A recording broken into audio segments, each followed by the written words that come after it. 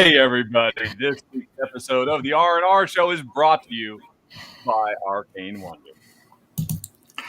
Hey, look at this. I slipped up, buddy. I'm back home. Dreams of us before our sponsor. What happened? I don't know. I'm back home. I'm like way too relaxed now, so I'm not on edge and got everything going on. But we are here. We're live. We're doing the R&R show. Friends, welcome to the R&R show. This is episode 11 now. Is that right? Yes. Lucky number 11. Lucky number 11. I don't know. Is 11 lucky specifically? It is 13's now. Unlucky. Yeah. We'll take whatever luck we can get. Exactly. Hey, first of all, let me say congratulations, sir, on completing your first Rahdo runs through for the channel yesterday. Thank you. It was a blast. Yes. Oh, yeah. I think you did a great job, showing off perpetuity. The audience seemed to enjoy it. I know Kabuki was there, definitely involved, helping you make choices. And, man, if folks knew what went on behind the scenes... because I mean, you were. I was a mess behind the scenes. Just a quick little behind the scenes moment here, folks. About 10 minutes before I went live yesterday, I had one of my cameras decide to just die on me, and I had to come up with a quick solution. But thanks to my experience with technology, aka my smartphone, I was able to rig up the little overhead green screen camera so I could put those cards and stuff on screen at the last second. And it literally was the last minute, right before I clicked live, I got it to work, and I was like, whew. But I do want to thank everyone for joining me yesterday. It was a lot of fun. I did see Kabuki Kid and a lot of other people too in chat hanging out. Really appreciate y'all's support. And I've got another one coming up soon. Yeah. And I enjoy doing it. It is, it'll take me a little while to get in the swing of things, but I feel like this was a good start to the whole thing. So again, thank you for y'all's support. And I see everyone here in chat. I've got all kinds of people chatting from around the world. Always appreciate it. Good to see y'all here. Kabuki Kid, Omar, here at Heroic Logic, Slackfish, Slivers, Rolling with Rock, and so many other people in chat. Thank you again. Auf den Tisch watching in the hotel room at Essen Spiel as we speak. Very exciting. Guten Tag, friend. Guten Morgen, meine Freunde. No, not Guten Abend. That's good night. What's good afternoon? Guten Tag. Yeah, just Guten Tag. Good day. Tag, right? Okay, good day to you, Auf den Tisch. Nice. Rahdo, what do you got on your table there? What's I have something on my table. I'm glad you asked. This is a hot upcoming game from our sponsor, Arcane Wonders. It's called Picture Perfect back there. Let me go on ahead. I think I had a zoomed in thing set up, didn't I? Yeah, boom. There it is. And Jen and I literally just played this for the first time this morning, a couple of hours ago. She totally crushed me by like 10 or 15 points. You can see her table is just completely full of stuff. Well, my table is relatively bare. But the notion of this game is really clever. It's kind of a fun little party game where as part of setup, everybody has a collection of these secret wants that your potential party goers have. Like lady in the purple dress wants to stand on the left side, wants to ensure nobody sees that cursed dog's face, and also wants to be in the third row. So I might have her, and so I know exactly where to put her, and also I know something about what I need to do with the dog if I'm going to put the dog in the picture. And I'm doing it in secret. And, so I've got this for several people. You, of course, have your own. You're trying to set up your own, and there are other ones that nobody knows. And what we do is we go through a few rounds drawing all these different event cards that will make us switch these little envelopes or do auctions for them or steal them from each other, trying to get as good a picture as we can of what the perfect picture is going to be. Hence the name of the game, Perfect Picture. And, once you go through 6 rounds of, this kind of back and forth, you have your picture. And then if you want, this is totally optional. I've seen some people upset that they think, oh, you must use your smartphone and take a picture because that's how you score the game.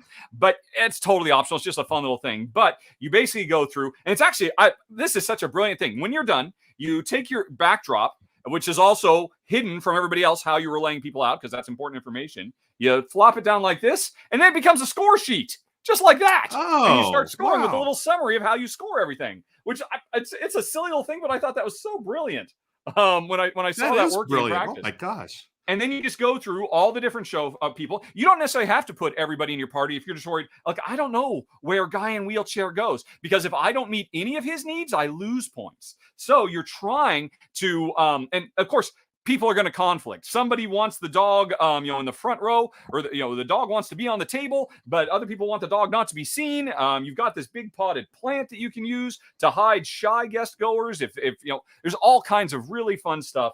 And it's just a silly, wacky, good time. Jen and I definitely enjoyed it, which is rare because a party-style game working for two doesn't come along very well. But for the two-player game, they up the number of auctions, and these are a really smartly done auction for two, which is a pretty rare thing where one player chooses, okay, here's what we're bidding on. The other player sets a price, and then the first player decides, well, am I going to buy it or are you going to buy it? Kind of, what is that from Pfister? Isle of Skye approach. It works really well. We had a very fun time playing it, and it's on the table.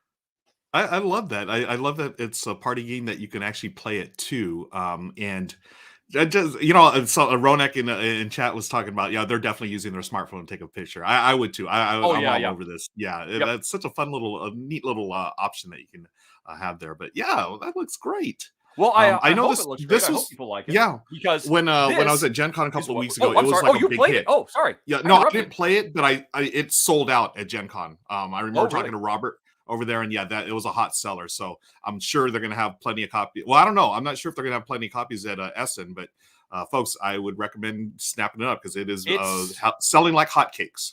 Yeah, it's a silly, sharp little game, and I suspect it has a good future because I think it came out last year in German, and so Arcane Wonders is bringing it over to the wider audience.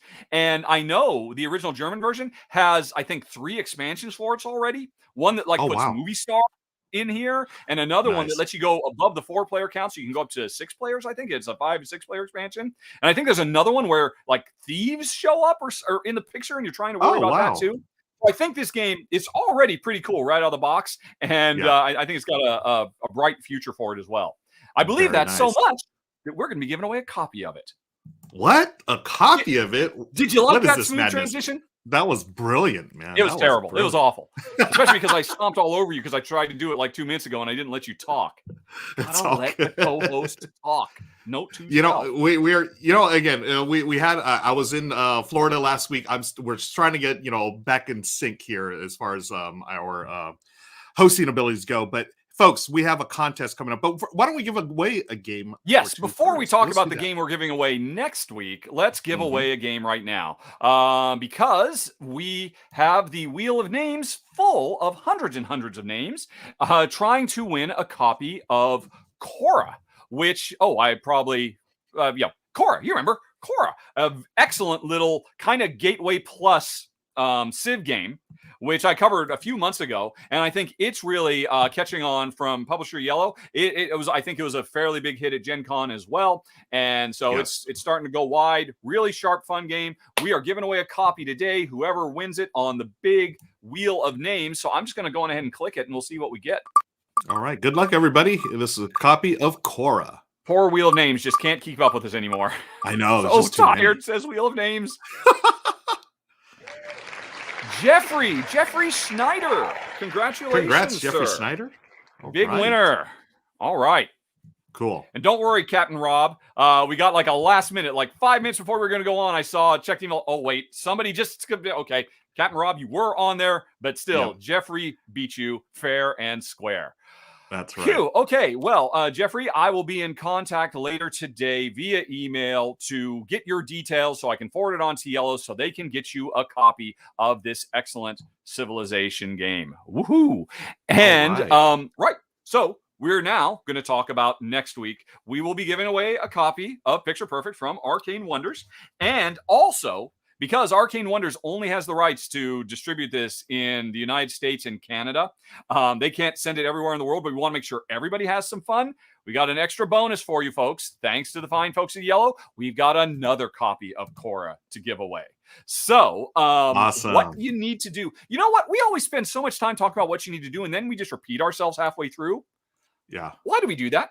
Let's just say, folks, here's what's going to happen. At some point during this episode, either Ruel or I will drop a secret word. We're trying to sneak it past the other one. It's a little competition that we've got going to see if we can one-up each other. I think Ruel is in the lead right now, and so I've got a little catch-up to do. Yes, barely. And here's the thing: let's why don't we rewind a little bit back to that Okay. ancient time a week ago when I was in Oh, Florida. yes. And yes, we had the word secret word was people, and you got me. But here's the thing: thanks to our very amazing audience, one of y'all, actually a few of you, pointed out that the secret word was actually said a few times before we got to Yes. the big moment. I think we had So both inadvertently said it without realizing it. yes, Yet the audience and caught us. So that the means audience really got it. neither of us scored points last week. The audience Yeah, got like 2 or 3 points on us because yeah. people is a really easy word to drop in casual conversation without even meaning to. Exactly. So So, audience, consider yourself you are in the you're in you've this to got your win this points. now. Yeah, you're in it to win it. So I think I am technically up maybe 5-4, and we're giving one to the audience, so 5-4-1. But we do have another one going on right now. So, and I almost said Yeah. I almost said the word right now. Oh my god, I need it's such a bad habit of mine. I keep because I write down the word here just so to remind me. Not that Uh-huh. it helps. It doesn't really help, but I almost read it off the screen here. But yes, we will be saying a secret word, folks, sometime during the show, and then we'll let you know what to do in order Yeah. to enter the contest. It has to do with sending emails and stuff like that. There's just no reason to tell you twice. We'll tell you when we get to Agreed. that part of the show.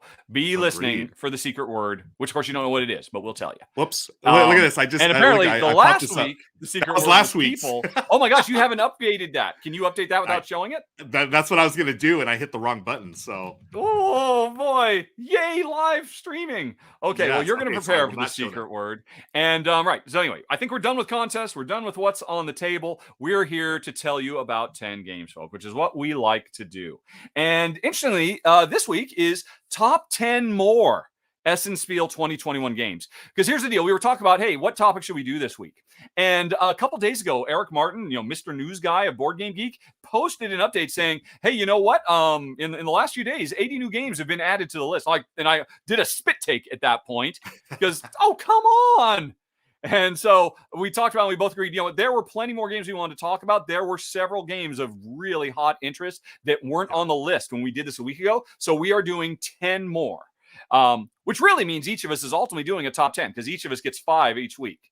That's right. Yeah, Right. that is so right. Yeah, there was like you were saying, there were plenty of games for us to talk about last week. We narrowed it down, but now with all these additional ones, I was like, oh man, there's like way more I want to talk about. And it was still tough for me to get it down to my 5 here. But I'm glad we're doing this because there's so many games to cover. And shout out to everyone who is out there at Essen. I've been seeing some photos and stuff on social media. It's really cool to see people doing the thing again, that it feels normal again. I mean, I know the world isn't normal now, but it is nice to see a little form of normalcy out there. So Yeah, shout I out to do wish everyone I was there. there. I do too. Yeah, I mean, Jen and I, we went every year for years while we were living in Malta. It was such an easy, it was like an hour and a half long flight, a direct Oh flight my one gosh. way. We had Wow. a wonderful friend who put us up in his apartment in Dusseldorf every year. We had a great time with him. But Oh wow. yeah, it's just a bit too long, a bit too far, a bit too expensive these days. Yeah, I was just going to ask, have you been able to make it back there since you moved back to the States? No. I have not left No. the continental Okay. U.S. upon, Wow. for the last 3 years. Wow. Jen and I, we did talk about doing it, last year and this year. And obviously, things conspired to ensure we won't do that. We will go back. We Yep. both really enjoy it, but Yeah. it'll have to be some point in the future. Definitely. And a big shout out to everybody who's there enjoying themselves. Let us give you a few suggestions for games you might enjoy. Yes. And shall I kick things off? Yeah, I my believe friend? you're taking the number 10 slot, right? Yes. Yep. All right. Okay. So What do you got? here's my number 10 is a game called 1923 Cotton Club. And Oh, excellent! From yeah, Looping, right? looping Is that games. Yeah. And we're doing things a little differently here on the video stream. Rahdo's going to be sharing his screen, and I will be popping that up right here. Yes, I am. Uh, Look at me. Look at me go. Cotton yeah, Club from 1923 Cotton Looping Club. Games. Yeah, I really like these folks. I have to admit. Yeah, and I wanted to ask you about this. So the game, it's based in 1923, around the time of Prohibition, right? So that's when in Harlem, New York, historically there were speakeasies, and you go there because drinking was technically illegal, but you could go to a speakeasy, have drinks, and in this particular part of the U.S., they had music, and it was a thriving scene for that part of New York. And this game is based on you running your own speakeasy club. Right. And It's a worker placement game. I was drawn to it immediately because of the unique theme. I can't think of any game that has taken on this theme, and I love the artwork here. It looks wonderfully produced. And I wanted to ask you, Rahdo, like, I'm not familiar with looping games, but apparently this is a series of games they've done. Yes. For different like periods of the 1900s. So I just looked up real quick that they have like 1906 San Francisco, where you're focused on rebuilding the city after the Great Earthquake. 1911 Amundsen versus Scott, which was the race to the South, first people to get to the South Pole. So I think it's really neat. They're taking these different types of themes and using different mechanisms to, put that into the game and stuff. So yeah, this one caught my eye immediately. Yeah, I agree. I seriously consider this because I've played a couple of their previous. I played the Asmund Scott and I played the San Francisco, and I desperately want to play 1987, the Channel Tunnel. That one, I'm dying to play that ever since I heard about it. Because my wife and I, we've been through the channel many times when we lived in Europe. So we just love the idea. Apologies to Gameland Games. You could call this series kind of like Tiny Epic Euros because they pack a really big punch in a really tiny box. They're always full of really interesting, unique twists on whatever gameplay mechanism. Apparently, you said this is a worker placement one, which is cool. Yes, and yeah, it has a wonderful look. And like I said, I've been impressed with, and I've heard really good things. When I did my top 10 game, I did a top 10 with Ella and Stella, and I think the Channel Tunnel made it onto one of their lists. They were so keen on it. They got a top 10 2-player only games. Is this a 2-player only game? This one, I don't believe it is. This one is 2 to 4. Right. 2 to 4. Yep. Yes. Cool. Yeah. So I think this is an excellent choice. And I can say that based on the work that they have done in the past in this series of games, I've been really impressed by. So that's a good start. Nice.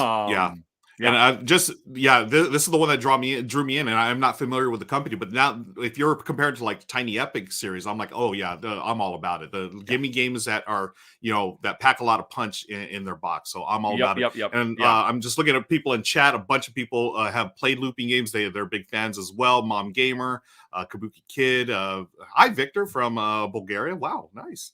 But yeah, this is the first one on my list. Number 10, 1923 Cotton Club.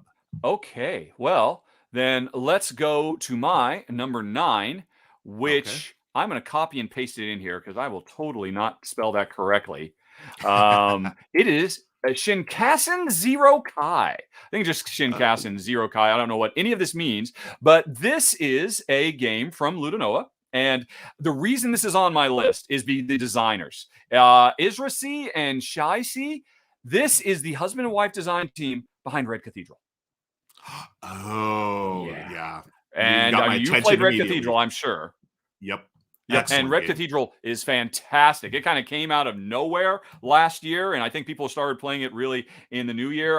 Very, very sharp Euro, published by a different publisher, De Beer, whereas this is from Ludonova. But that was a really great, fresh, interesting theme with really wonderful mechanisms, and I expect the same thing. This is set in the 50s when Japan was hosting the Olympic Games, and so they were having to do lots of infrastructure investment to bring all these people in, and it's hard. That's not a particularly good picture. It is a worker placement game where every round, let's see, is there a good shot of the game set up? All right. I'm not sure. I should have looked through the pictures first because I'm used to you doing all of this. We're trying something different today, folks. I know. Yeah. That's just all they don't actually have a shot in situ. So I will just have to describe what I understand the game being is on a round.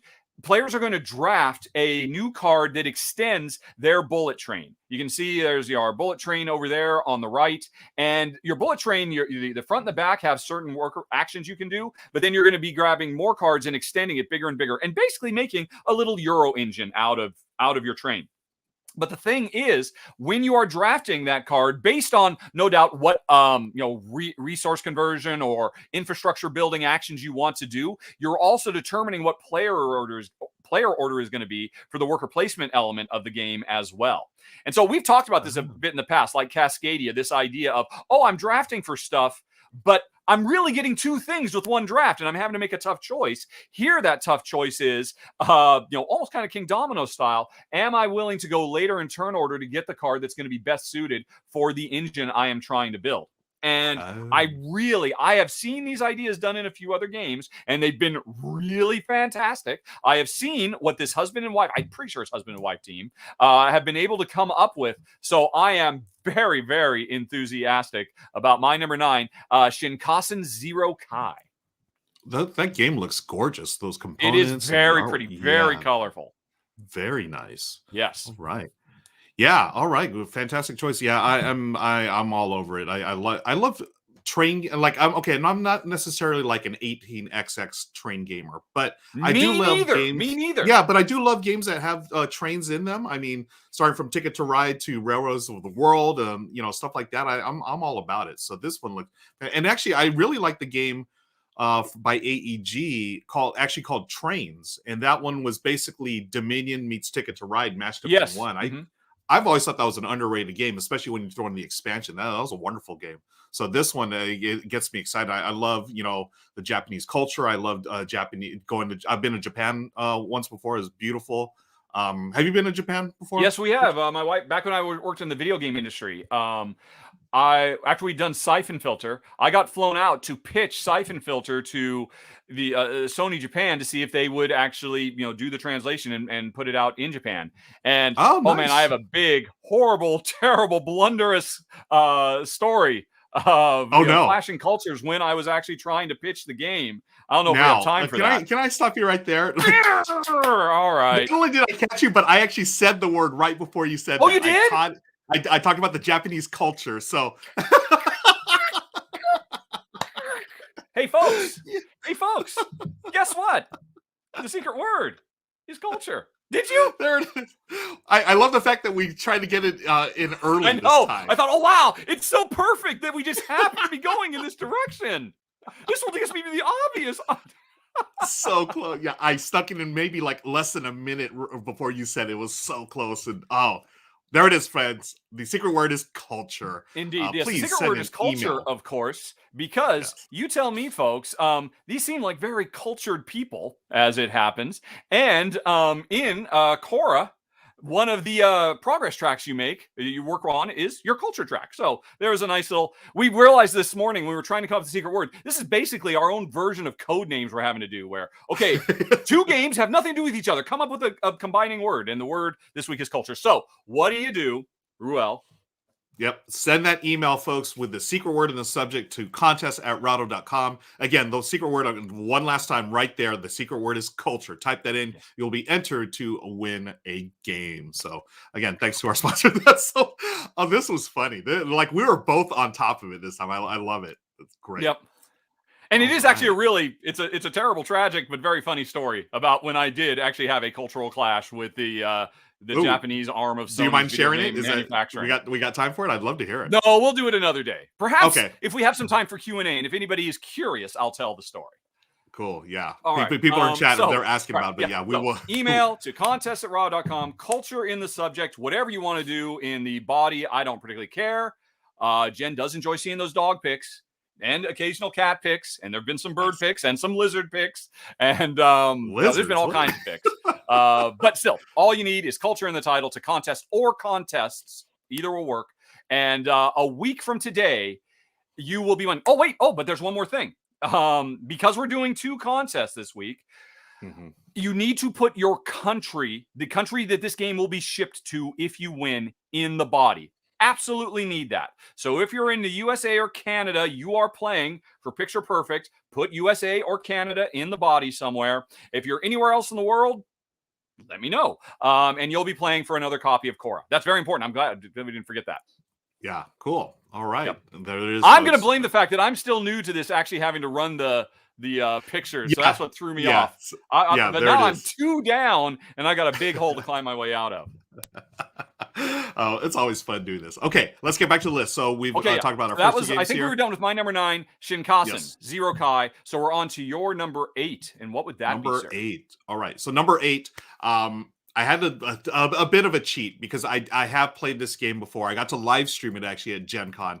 It is my number 8, Luna Capital from Devere Games. Okay. And I threw it on here because I love this game so much, and people at Essen, you're going to be able to get a wonderful game of tile laying. You are building up the moon. Basically, you want to be the capital on the moon, and it's got this fun little like sort of retro-y theme to it, where it's like 1977 or something, and we fly our people out there, scientists, builders, and publicists, and so forth, in order to build up your city, and you want your city to become the capital because that's where it's going to be at. And what you're doing, we were just talking about that sort of like double tile lane thing of Cascadia. Yeah, this has got something similar where you lay down your construction cards, and then on top of that, you're also drafting little tiles that can have buildings, or they could have other things on there. But here's the thing: what I loved about the construction cards, as you lay them down, you can do, I think it's a row of 3 and a 3x5, I believe. But those must go in ascending order. So if you have a construction card of 1, you can't put, or a construction card of like a 2, you can't put a 1 after that. Yes. It's got to go in ascending order. So it's got this really neat combo of welcome to, and then a classic tile laying game. And as you can see the pictures there, it works wonderfully. I live streamed it, and I end up saying this is going to be one of my favorite games of the year. Honestly, it's wonderful. I love this trend of tile laying games that are sort of redefining the genre. Rather than just the old school Carcassonne, let's just put a tile and try to connect things. These add like a spatial element, like you want certain tiles to be in a certain shape, or you want to collect certain tiles of different types, like, oh, this one's going to collect all the water, this is going to convert water into oxygen, stuff like that. So you've got multiple layers of decisions to make. Like, do I go for the spatial element, or do I get the set collection? Is there a way I can do both? Just a wonderful game. And that's Luna Capital from DeVere Games. I would totally have put this on my list, except I already put it on we've had this on a top 10 list for Gen Con. Did we? Yes, we did. This was like my number 3 or my number 5. Oh my gosh. Yep.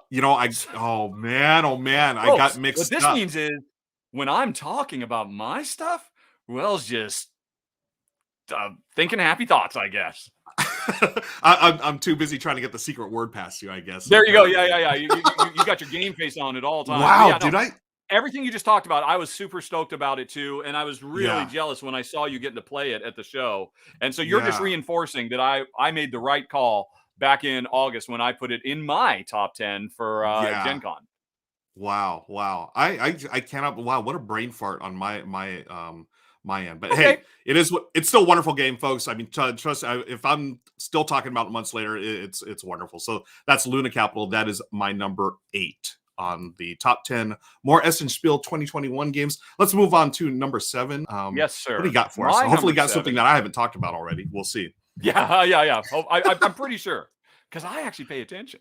I knew that was coming. I kid. I deserve it. But my number 7 is Corrosion.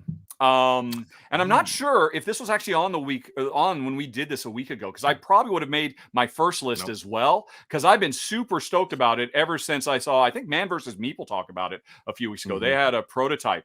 It's from Deep Print Game, but also Capstone Games, if I recall. Yep, Capstone Game and Pegasus Spiel. I definitely want to play this game. Let's see. There aren't many pictures, but there was a very nice teaser video. So let's just bring that up. Cool. All right. Yeah, that'll look nice. So this is, I guess, a steampunk style setting game where we are building several different engines, drafting tiles and putting them around our board to combine them to be able to do like little 1, 2, 3 combos. And we're also drafting to get, I think, engineers. But the central board that we own, we can rotate it. And what that means is wherever it rotates to, we will activate all the tiles that it's pointing to be able to run one of our 4 engines, I guess, and, supplement it with our engineers and whatnot. But the problem is every time we run a wing of our engine, it starts to corrode.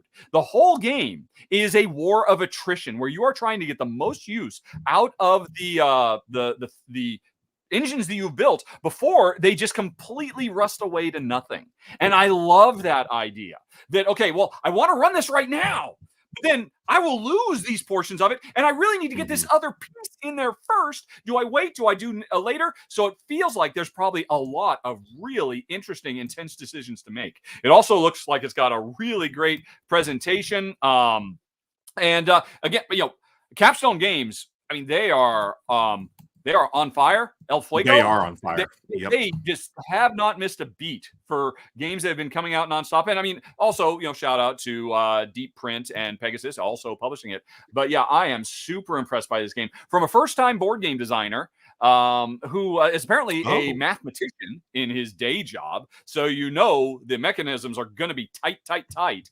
And yes. I loved he had a little story. He's like, just a few years ago, one day I started thinking about Rust. And I decided to make a game about it. And so we have it now. It's my number 7, Corrosion.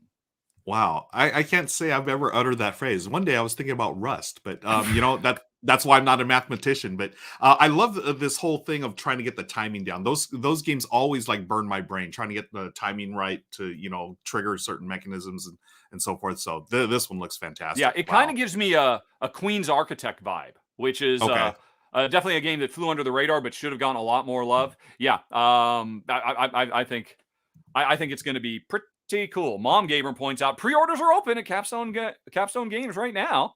I don't know if Mom Gamer is getting a little something on the back end for that, but if so, well played, Mom Gamer. All right, Mom Gamer. All right, so that was your number 7. Yes, let's move on to my number 6. And my number 6, it is not actually available yet, but they are demoing it at Essen. Okay. It is CoraQuest. CoraQuest. That was Cora with a K, or no? It's a C. It's CORA Quest. I believe it's all one word. This was kickstarted last year. I actually backed this on Kickstarter myself. It's Dan and Cora, a father and daughter team. You may know Dan. I believe Dan Hughes from the Dice Tower. He does videos there with his daughter where he plays games. I fell in love with the theme. It is a dungeon crawl, but it's very family friendly. I mean, look at this artwork, and I love the story of how this came together. Him and his daughter were just, they play a ton of games, and you can see there that the art is done by kids. They put out a call for. Are you serious? I did not know that. They put out a call worldwide, and I think some of this has been refined by other artists, but I imagine for the most part, yeah. Yeah. In comic parlance, they got some high quality inkers to work with the. Yes, exactly, the inkers. Yes, but yeah, it's a gateway level style dungeon crawl, a cooperative game. You go in, get all the baddies, and get the loot and stuff. But what really attracted me is that there's like a little campaign as well, and because the Kickstarter did so well, they unlocked a bunch of goals. Like there's one story in there by Paula Deming and Matthew Jude. Y'all know them from. Things Get Dicey. Yeah, they actually created their own story. So we've unlocked that as part of the Kickstarter. That's on there. And you can see, there's some of the wonderful art by all the children from around the world. Art then turned into the final art. Yeah. That is so cool. I did not know about that portion of this game. I think that's what really drew me. It's just it really was like this family oriented style game, and not only the game itself, but just the creation of it. I love the fact that he and his daughter worked on this together as a project, and it's become a real thing. So they have the pre-production copy at Essen right now. It was supposed to be released this November, but hey, you may have heard of something called the Great Shipping Crisis of 2021. So I think I have heard of that in passing. Yeah, so it may or may can't not seem to stop talking about it, like they have problems or something. Like it's hard to make games. Yeah, what's going on? So that they may push things back, but I'm still super excited about this one. That's CoraQuest from Dan Hughes and his daughter Cora. Oh, that is lovely. I just knew that Dan had co-designed a game with his daughter, and it had a successful Kickstarter. But that was just the beginning of the story, and that is incredibly heartwarming. I love it's it just reminds me of the sense of community that we have in board games. And even though the pandemic's like throwing a big old monkey wrench in the middle of things, the community is what it's all about. I mean, all these things that we're looking at right now on screen, all the little figures, those are based on actual kids' drawings from around the world. They built up the CoraQuest community as they were kickstarting it, and they said, hey, tell your kids to draw stuff, what they want to see in a dungeon and what they want to fight or be friends with or whatever. And that's what's created. I that always blows me away that they made this happen. So that is lovely. Yeah. That is all right. That was number 6. 6. Yes. CoraQuest with a C. With a C. For people who are listening. All right. Well, then let's move on to my number 5. Let's see here. It was just spelled really weird. Ooh. Weird. All right. Okay. No. All right. All right. Vamped for a bit. All right, I'm going to vamp. Folks, don't forget to stay hydrated. I did not stay hydrated well yesterday in my run through, and I was on edge. But hey, if you stay hydrated, it's a good thing. If you have it, I don't have it right now, but Topo Chico es muy delicioso. Anybody talking about anything in the chat? I can't find it at all. Why am I in charge of this? Who said I should do this? I love the fact that Stacey Arvidale said it. CoraQuest drew me in. Right, a good one, Stacey Arvidale. Well, that is very good. Very good. Let's see what else I don't understand. This game has completely disappeared from the database. Oh, it's not in the preview anymore. What the heck? Did they? Oh, okay. I found it. All right. Shout out to my friend Daniel. They spell the word fruit differently in Spain, and that was my problem. How are you? It's I'm showing this live right now. Frutticola. Frutticola. Yeah, which is or Frutticola, which is how I would pronounce it in English. Oh. And now here's the deal. I'm sure you saw this on the list, on the geek list, and you saw, this is the art. This is the box art. Yep. And you probably kept going. And I wouldn't blame you, quite frankly. Yeah. I mean, this does not. I mean, no. My apologies to whoever's responsible for this box art. That does not actually scream, "Oh my gosh, I must play this game." But I did stop and look because I kind of remembered the name of Virginio Gigli as a designer. And I was like, who is that? That's driving me nuts. And I went and looked it up. And he's just the co-designer of Grand Austria Hotel, Lorenzo Il Magnifico, Coimbra, Alma Mater, Egizia. He's it's like, what? Oh my gosh, all of these games are absolutely amazeballs. Okay, wow. I'm going to ignore the box art and I'm going to try and learn a little bit about this game. And then I actually started looking at it. It looks like it's got really nice presentation. It is all about harvesting different fruits from different fruit trees. Looks like it's a very nice presentation. But what ultimately got me on board with this game is the gameplay. Let me see if there's a picture that would let me explain it. It's basically no, there's not going to be. All right, well, I'll just show the pictures. I assume you've played Gloomhaven, right? You know, every round I've got to play cards. That determines, amongst whatever else I'm doing with those cards, it determines what my initiative is going to be. Right. And then everybody reveals at the same time, and they're like, "Oh my gosh, you're going faster than me. You're going slower than me." That takes that idea and this kind of simultaneous action selection where everybody takes a card from their hand, reveals at the same time. The card says what turn order is going to be, but more importantly, seeing if I can find one of these cards, it tells you what workers you are going to be able to place this round in this worker placement game. Okay, none of those pictures show it. There is a video though, so I'm going to go find that video because the video really helped me quite a bit. And hey, shout out to whoever put it together. Which one was it? Oh, I see. Thinker Themer. Did they play it? A lot of people, awesome. Thinker Themer, they loved it. Yeah, it was okay. It was this one. Great. It was this one was a nice, quick little video. It shows it off, and actually, I subscribed to this guy, Purge Reviews. I had never heard of him before, but he did a really great job. Except, I picked the wrong video. Oh, come on, man! Where's your actual video? Not of you talking, but of your zoom in of the game. Alrighty, so that's William. That's it. Okay, how to play. I watched this little how to play, and it instantly sold me on the game. Putting aside the project log. There it is. There's one of the cards. So you play this. Okay, well, that's going to be really slow, but I'm going to get all these particular workers to come out, and I'm going to get this special power. And so you are constantly having to judge what's more important to you. Going fast, getting to the board first, because it looks like it's a tight little worker placement game. Those spaces go quick, but I won't get as many workers. I won't get as cool a special power. Or do I say, no, that's fine. I'm going to go last. And hopefully the worker placement spots I want on the board are still there because I'm going to do a ton of stuff. And the stuff you're doing, the worker placement kind of gives me a viticulture vibe, quite frankly. Where you're harvesting the fruit and you're turning it into fruit drinks rather than into wine, going through the production process and all of that.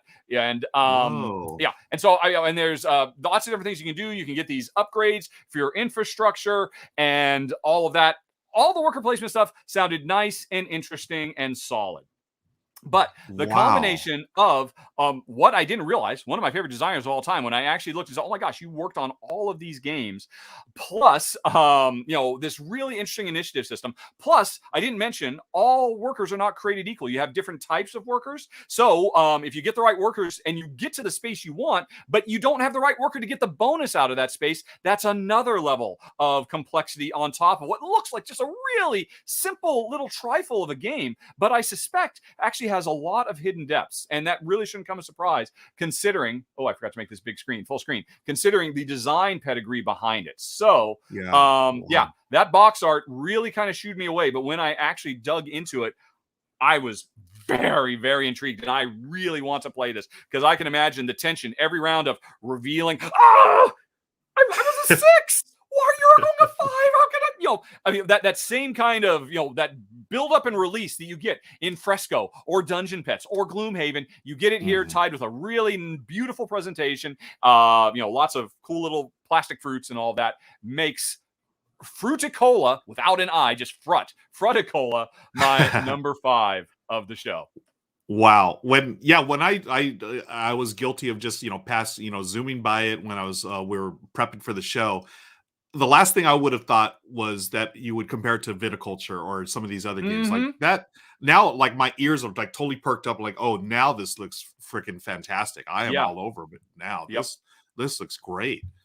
Yeah, I mean, the trees themselves are special. Yeah. I mean, they're like randomly designed what the tree generates, but then you put it on a different ground piece. So the trees and the bushes are randomly generated every single time you play too. Lots of really cool ideas. Nice, classic 50s vibe to the art. Yep. And definitely, if I were at Essen, I don't think I'd leave without a copy of Frutticola under my belt. Very nice. All right. Not a good place to put it, but you get the idea. Let's move on to my number 4. Now my number 4 is basically a re-implementation of what I consider a modern classic. And my number 4 is Welcome to the Moon. So, okay. Yep. I love me a good roll and write, and Welcome to is definitely one of my top 5 roll and writes of all time. I liked Welcome to New Las Vegas. I felt like go into them, folks. I felt like it was still sort of a little clunky, but Welcome to the Moon, this intrigued me because of one thing. It is a campaign game. It's got a campaign to it. It's really interesting. It's taking the classic flip and fill or flip and write mechanism. You have the cards. You're going to fill them out on your little rocket ship there. But it's got a campaign. And because it's got a campaign, like they're not really divulging what's happening because there's going to be a bunch of new mechanisms as you go. I'm assuming they're going to take some of the stuff from New Las Vegas and also while keeping the main game intact, but they're going to be adding stuff as you go. I think it's like, is it 8 adventure sheets that you go through? That sounds familiar. Yeah, I believe, because I was really intrigued by Welcome to. I'm actually really surprised that you're throwing it a tiny bit of shade. I thought it was actually a really wonderful flip and fill. I mean, and people love it. It's gotten so many little mini expansions so far. Yes. No, I do love it, but you know what? I love cartographers a little more. And I think I think we're on the opposite side of that. I think you like Welcome to more than cartographers, correct? I would agree with that 100%, yes. Okay, yeah, and I like cartographers more, but Welcome to the Moon. Welcome to is if I threw some shade, I do not mean the shade because this is a wonderful game. I've played it dozens of times, and I am so looking forward to this. I just realized I've got 2 games about the moon on my list. I guess the moon is hot again. I've got Luna Capital and got Welcome to the Moon. So perhaps I am being drawn in by the culture of the moon or whatever. To quote, there's that word again. Don't call it a comeback. I mean. The moon is hot. The moon has always been hot, man. Come on. So yeah, that's my number 4 game. Welcome to the Moon. I believe from Deepwater Games. Yes. Yeah, very, very cool. I definitely considered putting this on my list too because my wife loves Welcome to so much, and the idea of a deeper version of it, a slightly more gamer geeky version of it with a campaign you can play through. Yes, please. Yeah, all about it. Yeah. So that is my number 4. Welcome to the Moon. And I'm curious. Right. I'm wondering where this franchise is going to go. They've got so many different opportunities to go, and it's obviously an evergreen title for them. I'm curious to see where else they go. But first, we're going to go to the moon, and then we'll get back to that. Well, let's stay amongst the stars with my number 3. I've already got it on screen. Oh, Astrum. Oh, yes. Now, Honestly, I'm surprised I'm talking about this because honestly, I thought this would have made your list. For folks who don't know, what we do is each of us come up with a top 10. We send it to a mutual friend, and he kind of culls that and turns to ensure that we don't have crossover. So sometimes when one of mine doesn't come back, I kind of think, oh, well, might be doing that one. And honestly, I thought this would make your list, but oh my gosh, it's so pretty. It's so pretty. Let me show you how pretty. Oh, it's so very, very pretty, my precious. This is a relatively abstract game about mapping the constellations in the nighttime sky. And you do it with see-through acrylic plastic polyomino Tetris pieces that you get to put them on this really colorful, beautiful starscape grid that everybody's playing with. And that actually starts to build constellations that try to hit certain objectives and all of that. And oh my gosh, it's so freaking pretty. It is just the prettiest gosh darn thing I have ever seen. And I've always kind of personally stayed away from abstracts. They've just never really done it for me. But earlier this year, I discovered, and I'd not known this for years, my wife loves abstract games. She absolutely adores them. Because you can just strip away all that story stuff. I just want something pretty and gorgeous and lovely to look at and touch and feel that really makes me burn my brain. And I suspect that is what Astrum is going to give us. So really, this being on my number 3 spot is for my wife, Jen. And now it's not just the promise. I love polyomino tile layers. See-through polyomino tile layers, I love even more. I don't think I've seen that before. But that's not all. This is from publisher Cosmodrome. And that is a Russian publisher that has been so on fire lately. And it's from Russian designer Ivan Tuzovsky. You might not recognize his name, but you'll recognize his work. That is the designer behind Aquatica. Ooh. Yes, indeed. Aquatica is the freaking nominal. And so I have nothing but boundless enthusiasm and excitement for my number 3, Astrum. I'm going to be perfectly honest with you. I don't know how this game got past me. It totally flew by me. I put this on my list thinking, I'm not going to be talking about it because it's probably going to be your number 1 of the show. Yeah. And if I would have seen it, it would definitely be my number 1. That looks like everything I love about games. It looks pretty. And just like Jen, Michelle and I, we love polyomino games, abstract games. We enjoy them. I want to shout out my friend Amanda Panda. She also enjoys them as well. But oh my gosh, clear acrylic polyominoes. I am sold, my friend. I know. Why did it take that long to get there? I mean, we've had clear see-through tiles and stuff like that over the years. Yeah. Oh my gosh, that looks fantastic. Wow, great choice. It is drop dead gorgeous, and from a designer and a design crew, a publisher crew, they definitely know what they're doing. Nice. I'm sure Michelle would be be very disappointed in you for not having put this on your list too, because it's going to be a hot one. Yeah, I can hear her already. I am moving on to my number 2 game, and I'm ready to actually. It would have been Astrum, but now it is Explorers. Explorers with an S. I picked this game because of 3 words: Phil Walker Harding. I am a big fan of the PWH, as we call him right here at home. PWH, Phil Walker Harding, Explorers. This is, he's been on this kick lately of doing roll and write games. And yet another roll and write game that I have here on my list, but this one, so he's done Silver and Gold, and he just recently did Super Mega Lucky Box.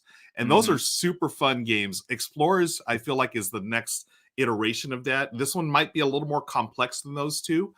You're flipping and filling your little landscape tile. You use exploration cards. They're going to tell you which landscape or terrain to X out. And as you X those out, you're going to get, points for certain treasures, I guess. And then you're going to expand your territory. And then, you score points based on that. It reminds me of, he took this thing with Super Mega Lucky Box where it became very combo-y, right? You cross things out, it gives you a combination, allows you to fill on another card. This is going to be similar to that, but I feel like it's getting a little back towards the puzzle of Silver and Gold. So it's almost like the best of both worlds to me. I love Super Mega Lucky Box. Very Silver and Gold. I saw this and I thought, this is Silver and Gold crossed with King Domino.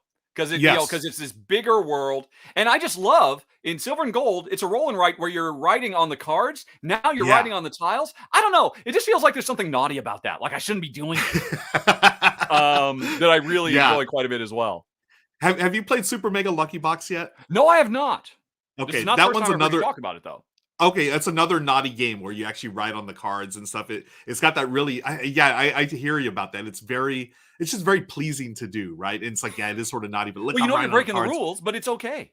But it's okay. It's part of the game. Yeah. So yeah, this is Explorers. I feel like this is the next iteration in this in his line of games. This one is coming from Ravensburger, though. I think he partnered with Game Right for the last couple of ones, or maybe it was like Game Right and Panasaurus. But anyways, Phil Walker Harding to me is one of those designers that I absolutely adore because he makes these really cool games that are super accessible. And as if you're a new gamer or a casual gamer, it's easy to get into. But even as like veteran gamers, we enjoy them as like filler games, right? And he's such a great designer. I love Phil Walker Harding. That is my number 2, Explorers from the I love the PWH. fact that you love Phil Walker Harding so much. I mean, were you being ironic when you said, "Yeah, we call him PWH around the house"? Yeah. Did you actually do that? Was that not sarcastic? No, I call him PWH. Just it's the PWH. It's another from PW. Yeah. All right. It is. Yeah. Okay, so that's my number 2, Explorers from PWH. Let's move on to your number 1, my friend. That is an excellent choice. I seriously considered that one as well, quite frankly. Nice. Because, yeah, Silver and Gold is a phenomenal little design. I had a couple problems with it, how it did 2-player specifically, but yeah, I expect that's going to be amazing. Do you remember what the 2-player is? I don't know. I don't want to put you on the spot. Let's talk about the past. We're talking about the future, man. That's people want. They can ask another question they could ask. But now we have to talk about my number 1 Zvill. Yes. Which is curious to see my number 1, Ark Nova.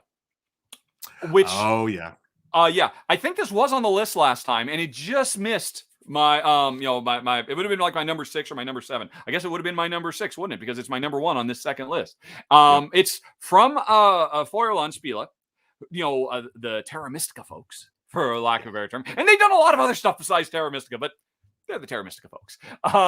So they are definitely known for doing big, heavy, meaty, rich, complex games. I mean, they have done some lighter stuff as well, but that is definitely what they're known for. And so that is definitely what I'm expecting with this game, which is a simulation of, trying to make, the best zoo you can.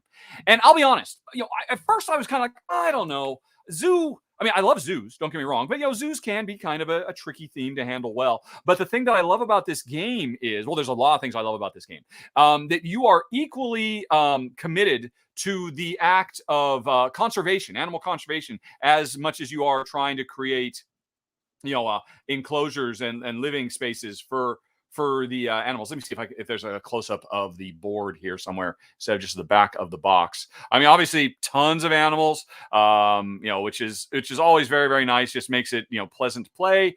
But okay, are they going to show it anywhere? I guess maybe that's going to be the best show. Oh, here's a good show. There you go. So again, what really drew me in after, I like the presentation. I like the publisher. I like the fact that it's focusing on more than just, a simple surface level. Oh, let's just make a zoo and put the pandas together. But there's an equal focus on conservation because actually, I don't know if you know this. You played Rajas of the Ganges, I'm sure. I have not actually. What? Yeah, I have not played Rajas of the Ganges. One of the things it's well known for is the fact that it has 2 score tracks, one that goes clockwise and one that goes counterclockwise. And when the 2 meet, that's when the game ends. When somebody, gets their money to equal their culture. Here, one track is devoted to how well you're making enclosures and living spaces for the animals.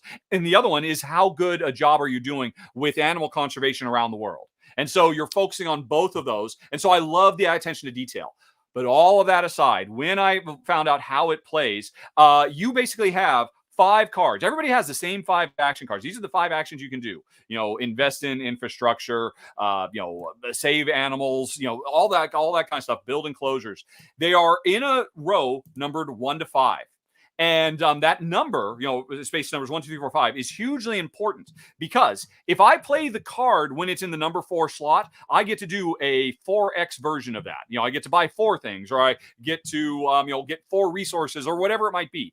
After I've done that, I then take that card and it sinks all the way down to the 1 slot and everything else slides up. And now if I want to do that action again, it's suddenly going to be really crap.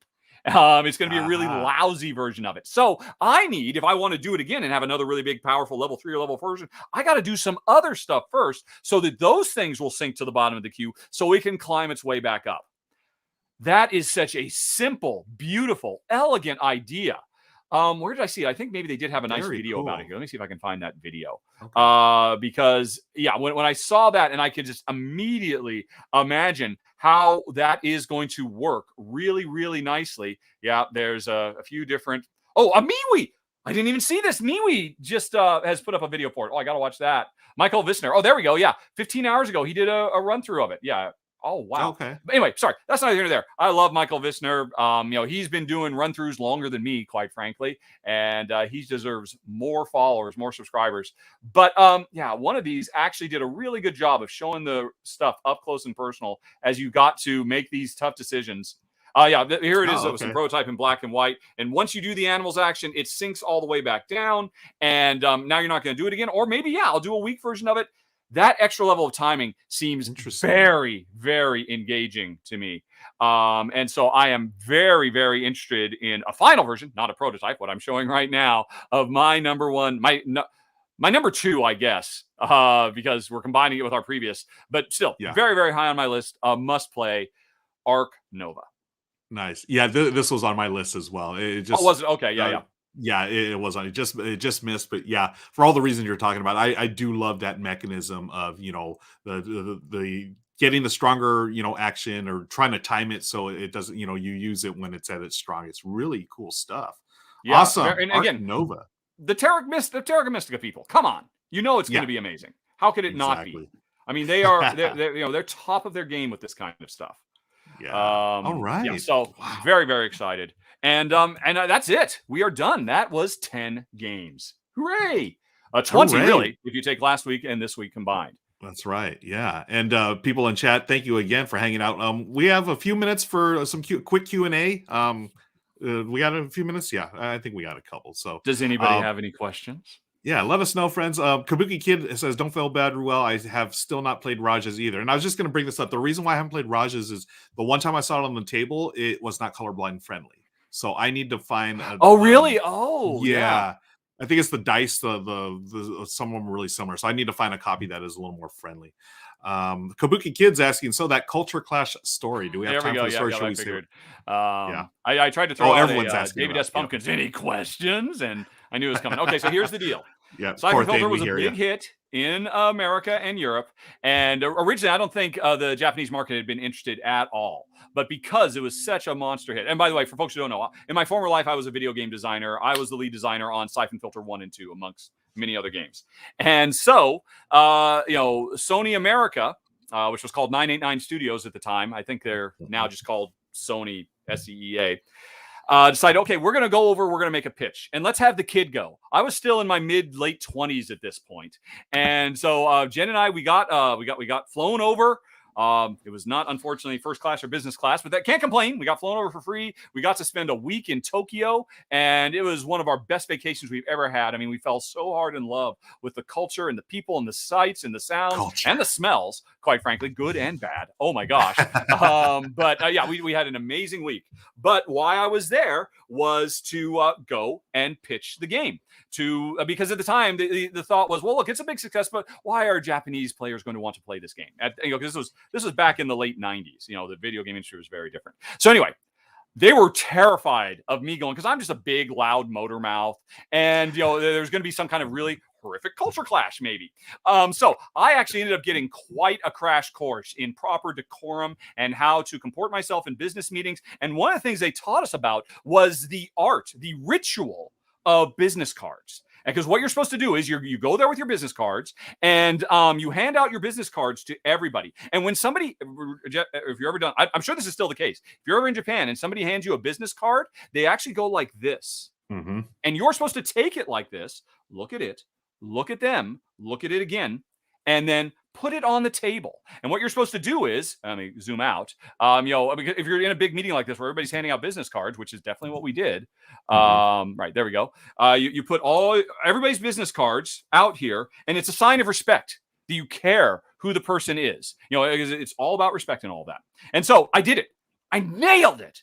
And then we had a really good pitch. And the game ultimately did end up getting published, but not by Sony of Japan. Somebody else picked it up. Because I'm riding on high 9. I'm getting every single thing perfect.